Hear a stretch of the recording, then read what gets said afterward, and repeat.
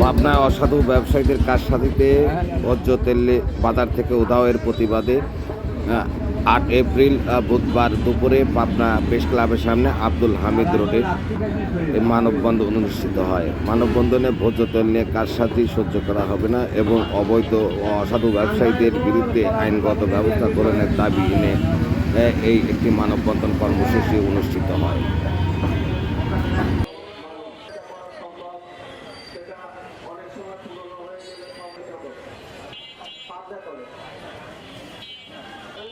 আবার ওই অসাধু ব্যবসায়ীরাও করছে, ব্যবসায়ীরা আটকায় রাখি বিভিন্ন ভাবে, কাউকে হয়তো 5 লিটার দিচ্ছে, কারোকে।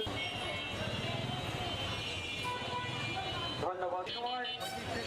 বাংলাদেশের নতুন একটি গভর্নমেন্ট যান্ত্রিক সহ আপনার প্রশাসন অবিলম্বে তাদের হস্তক্ষেপ দিয়ে তারা হুজুর করে কৃত্রিম সংকট সৃষ্টি করেছে।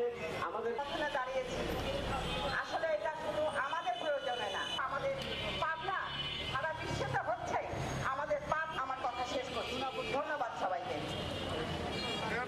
সিন্ডিকেট ভাঙতে হবে, আজকে এই সিন্ডিকেটের কাছে বিক্রি করতে হবে। সবাইকে আবারও ধন্যবাদ। তারই অংশ হিসেবে আমরা পাবনায় এই মানববন্ধনে দাঁড়িয়েছি। সে বিষয়ে সরকারের